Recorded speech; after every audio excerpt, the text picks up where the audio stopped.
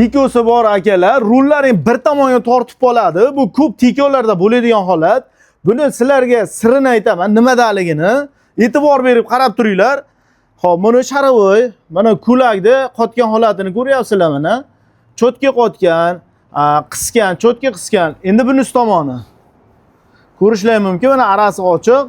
Arasiga bolgarka solib turib, ayrim ustalarimiz sharavoyni qisadi deyshadi. Bu narsa noto'g'ri.